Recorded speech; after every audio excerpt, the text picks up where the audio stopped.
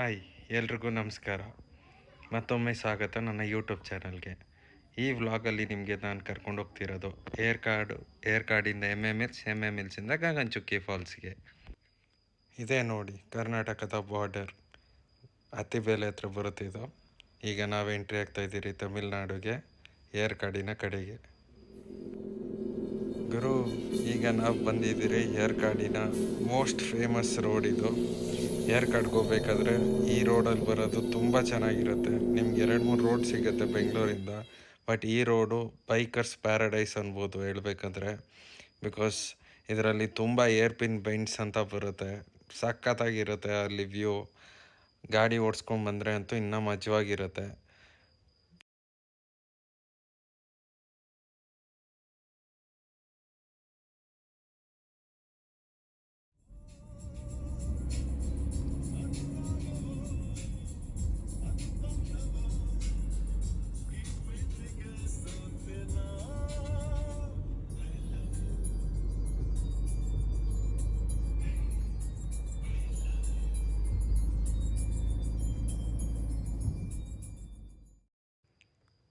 ಒಂದೊಳ್ಳೆ ಕನ್ನಡ ಸಾಂಗ್, ಅದರಲ್ಲೂ ನಮ್ಮ ಅಪ್ಪು ಸಾಂಗ್ ಕೇಳಿಕೊಂಡು ನಮ್ಮ ಜರ್ನಿ ಏರ್ಕಾಡಿನ ಕಡೆಗೆ ಹೊರಟ್ವಿ.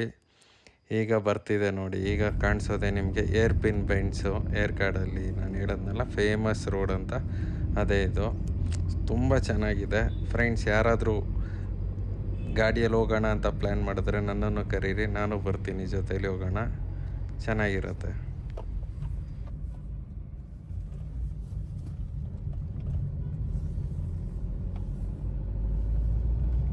ನೋಡಿ ಮ್ಯಾಪಲ್ಲಿ ಕಾಣಿಸ್ತಿದೆಯಲ್ಲ, ಆ ಥರ ಇದೆ ಏರ್ಪಿನ್ ಬೆಂಡ್ಸು, ತುಂಬ ಚೆನ್ನಾಗಿರುತ್ತೆ.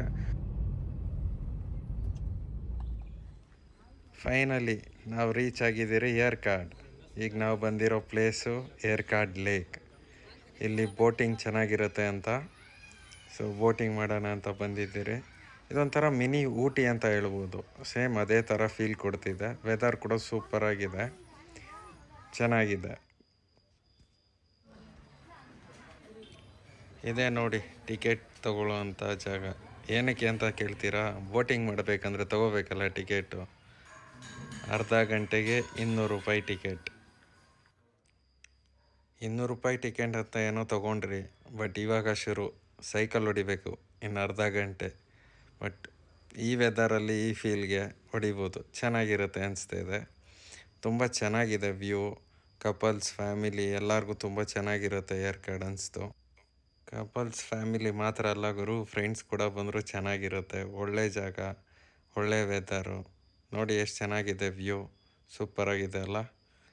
ಇದೇ ಥರ ಇರುತ್ತೆ ವ್ಯೂ. ಪೆಡ್ಲಿಂಗ್ ಮಾಡಿ ಮಾಡಿ ಸಾಕಾಗಿ ಆಚೆ ಬಂದಿದ ತಕ್ಷಣ ನಮಗೆ ಕಾಣಿಸುತ್ತೆ ಮ್ಯಾಗಿ ಪಾಯಿಂಟ್. ಸೊ ಮ್ಯಾಗಿ ತಿನ್ನೋಣ, ಆಮೇಲೆ ಮುಂದೆ ಜರ್ನಿ ಮಾಡೋಣ ಅಂದ್ಕೊಂಡು ಮ್ಯಾಗಿ ಆರ್ಡ್ರ್ ಮಾಡಿದ್ರಿ.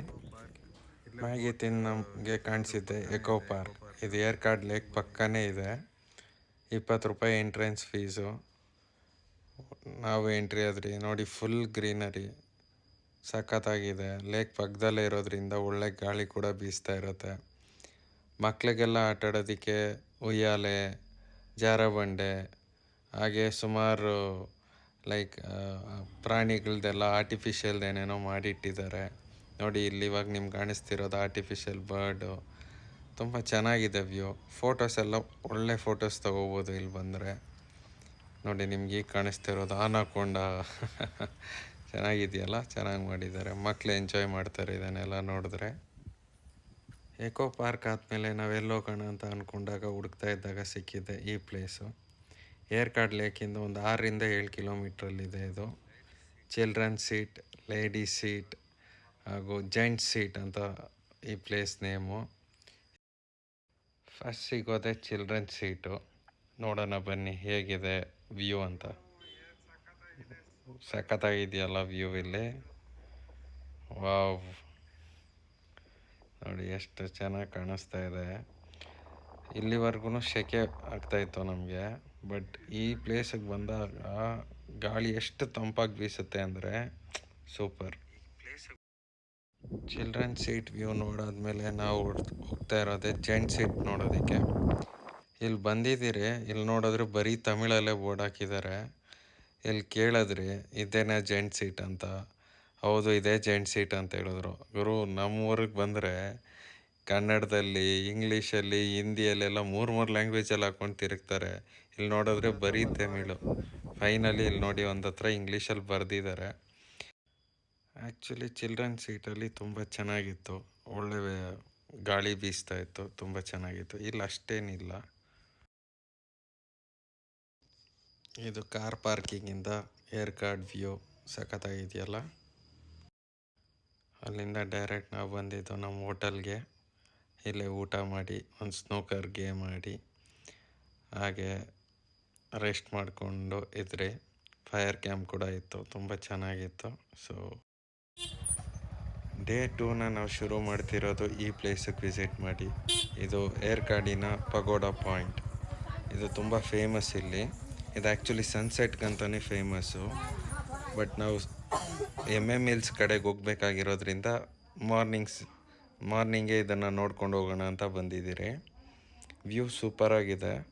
ನೀವೇನು ನೋಡಿದ್ರಲ್ಲ ಚಿಲ್ಡ್ರನ್ ಸೀಟ್ ಹಾಗೂ ಜೆಂಟ್ ಸೀಟಿಂದ ವ್ಯೂ, ಅದಕ್ಕಿಂತ ಇದು ಬೇರೆ ವ್ಯೂ ಕೊಡುತ್ತೆ. ಈ ಪ್ಲೇಸಿಂದ ನೀವು ನೋಡಿದ್ರೆ ಸೇಲಂ ಸಿಟಿ ಕಾಣಿಸುತ್ತೆ. ಆ್ಯಕ್ಚುಲಿ ಸನ್ಸೆಟ್ ತುಂಬ ಚೆನ್ನಾಗಿರುತ್ತೆ, ಆದರೆ ನೀವು ಸನ್ಸೆಟ್ಗೆ ವಿಸಿಟ್ ಮಾಡಿ ಈ ಪ್ಲೇಸ್ಗೆ. ನಮಗೆ ಟೈಮ್ ಸಾಕಾಗಿಲ್ಲ, ಅದರಿಂದ ನಾವು ಮಾರ್ನಿಂಗ್ ವಿಸಿಟ್ ಮಾಡಿಕೊಂಡು ಹಂಗೆ MMHillsಗೆ ಹೋಗ್ತಿದ್ದೀರಿ. ನೋಡಿ ಎಷ್ಟು ಸಖತ್ತಾಗಿದೆಯಲ್ಲ. ಮಕ್ಕಳದು ಆಟ ಸಾಮಾನುಗಳು ಅಂಗಡಿ. ನಮ್ಮ ಅಣ್ಣನ ಮಗ ನೆನಪಾದ, ಅದಕ್ಕೆ ಆಟ ಸಾಮಾನು ತಗೊಂಡು ಹಾಗೆ ನಾವು ಮಕ್ಳ ಥರ ಆಟ ಆಡೋಣ ಅಂತ ಆಟ ಆಡಿದ್ರಿ. ಇಲ್ಲಿಂದ ಈಗ ನಾವು ವಯ ಮೇಟೂರ್ ಟು MMHills. ಏರ್ಕಾಡಿಂದ ನಾವು ಹೊರಟಾದ್ಮೇಲೆ ನಾವು ಸ್ಟ್ರೈಟ್ ಹೋಗಿದ್ದೆ ಮೇಟೂರಿಗೆ. ಮೇಟೂರಲ್ಲಿ ಒಂದು ಒಳ್ಳೆ ಬಿರಿಯಾನಿ ತಿಂದ್ಕೊಂಡು ಮುಂದೆ ಬರಬೇಕಾದ್ರೆ ನಮ್ಗೆ ಕಾಣಿಸಿದೆ Mettur dam back waters. After a tiring journey to Mahadeshwara hills. ಆಗಲೇ ಇನ್ನು ಏರ್ಕಾಡಿಂದ ಮಾಡೋಕ್ಕಾಗಿಲ್ಲ ವ್ಲಾಗು. ಮಹದೇಶ್ವರ ಬೆಟ್ಟಕ್ಕೆ ಇನ್ನು 40 ಕಿಲೋಮೀಟರ್ಸ್ ಇದೆ. ಅಲ್ಲಿ ಕಾವೇರಿ ನದಿಯ ಆ್ಯಕ್ಚುಲಿ ವ್ಯೂ ತುಂಬ ಚೆನ್ನಾಗಿ ಕಾಣಿಸ್ತಿತ್ತು ಅಂತ ನಿಲ್ಸಿದ್ರಿ. ತೆಪ್ಪ ರೈಡ್ ಇದೆ ಅಂತ ಗೊತ್ತಿರಲಿಲ್ಲ. ಕೇಳಿದ್ರಿ ತೆಪ್ಪ ರೈಡ್ ಇದೆ ಅಂದರು. ಸೊ ತೆಪ್ಪ ರೈಡ್ ತೊಗೊಳ್ಳೋಣ ಅಂತ ತೊಗೊಂಡ್ರಿ. 200 ರೂಪಾಯಿ ಚಾರ್ಜ್ ಮಾಡಿದ್ರು ಅಷ್ಟೇ. ಸಖತ್ತಾಗಿದೆ ನೋಡಿ ಬೇಕಾದರೆ. ಇಲ್ಲಿಂದ MMHills ಜಸ್ಟ್ 40 ಕಿಲೋಮೀಟರ್ಸಲ್ಲಿದೆ. ಸೊ ಇದನ್ನು ಮುಗಿಸ್ಕೊಂಡು ಸ್ಟ್ರೈಟ್ ಟು MMHills. ತುಂಬ ಚೆನ್ನಾಗಿದೆ ನೋಡಿ, ಇದು ಎಂಜಾಯ್ ಮಾಡ್ಬೋದು ನೀವು ಈ ಪ್ಲೇಸನ್ನು. ರಿಲ್ಯಾಕ್ಸ್.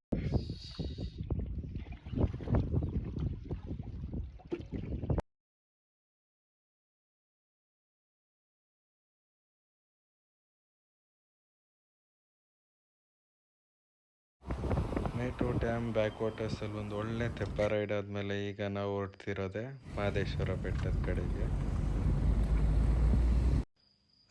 ಕಡೆಗೂ ಮಹದೇಶ್ವರನ ದರ್ಶನ. ನಮ್ಮ ಫ್ರೆಂಡ್ ಅವ್ರ ರೂಮ್ ಆಚೆಗಡೆಯಿಂದ ನೋಡಿ ಹೇಗೆ ಕಾಣಿಸುತ್ತೆ, ಚೆನ್ನಾಗಿದೆಯಲ್ಲ. Bachelors kitchen ಮಾಡ್ತಾವನೆ. ಏನು ಮಚ್ಚ ಮಾಡ್ತಾ ಇದೆಯಾ ಗೊತ್ತಿಲ್ಲ ಮಚ್ಚ, ಏನಂತ ಗೊತ್ತಿಲ್ಲ, ಅದನ್ನು ಮಾಡ್ತಾವನೆ. ಬೇಗ ಮಾಡೋ. ಏನು ಮಾಡೋದು ಅಂತಲೇ ಗೊತ್ತಿಲ್ಲದೆ ಸ್ಟಾರ್ಟ್ ಮಾಡಿ pepper chicken gravy, green salad, rice ಎಲ್ಲ ಸಖತ್ತಾಗಿ ಮಾಡಿದ್ದ ನಮ್ಮ ಫ್ರೆಂಡ್ ಸಂಜು. ಚೆನ್ನಾಗಿ ತಿಂದ್ರಿ. ಹಾಗೆ ಲೈಟಾಗಿ ಒಂಚೂರು ಪಾರ್ಟಿ ಮಾಡಿಕೊಂಡು ಎಲ್ಲರೂ ಎಂಜಾಯ್ ಮಾಡ್ಕೊಂಡು ಮಾತಾಡಿಕೊಂಡು ಖುಷಿಯಾಗಿ ಹರಟೆ ಹೊಡಿತಾ ಮಲ್ಕೊಂಡ್ರಿ. ಬನ್ನಿ ಡೇ 3 ಶುರು ಮಾಡೋಣ. ಮಹದೇಶ್ವರ ದೇವಸ್ಥಾನಕ್ಕೆ ವಿಸಿಟ್ ಮಾಡ್ತಾ. ನಾನು ಮೊದಲೆಲ್ಲ ಜಾಸ್ತಿ ಬರ್ತಿರ್ಲಿಲ್ಲ MMHillsಗೆ, ತುಂಬ ದೂರ ಅನಿಸೋದು, ಯಾರೂ ಇರ್ತಾಯಿರಲಿಲ್ಲ ಇಲ್ಲಿ ಬಂದರು.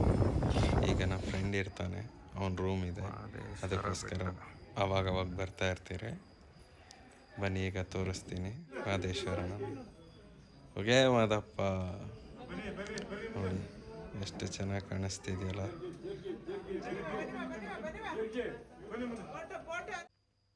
ಫ್ರೆಂಡು ವ್ಯೂ ಚೆನ್ನಾಗಿದೆ, ರೀಲ್ಸ್ ಮಾಡೋಣ ಅಂದರು. ಅದಕ್ಕೆ ದ್ವಾಪರ ಸಾಂಗ್ ಯಾಕೆ ನಾವು ಮಾಡಬಾರ್ದು ಅಂತ ಮಾಡಿದೆ.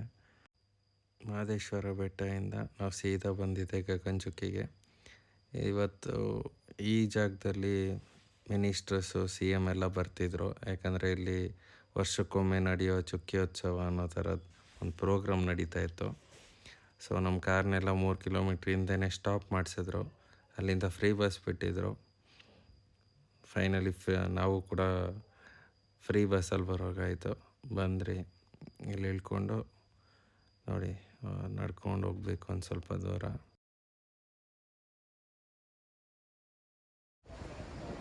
ಒಳ್ಳೆ ಮಳೆ ಆಗಿದ್ದಾಗ ಮಾತ್ರನೇ ನೋಡಿ ಈ ಫಾಲ್ಸ್ ಎಷ್ಟು ಚೆನ್ನಾಗಿ ಕಾಣೋಕ್ಕೆ ಸಾಧ್ಯ. ಯಾಕಂದರೆ ಡ್ಯಾಮಿಂದ ವಾಟರ್ ರಿಲೀಸ್ ಮಾಡಿದ್ದಾರೆ. ಅದರಿಂದ ನೋಡಿ ಗಗನಚುಕ್ಕಿ ಫಾಲ್ಸ್ ಎಷ್ಟು ಚೆನ್ನಾಗಿ ಕಾಣಿಸ್ತಾ ಇದೆ.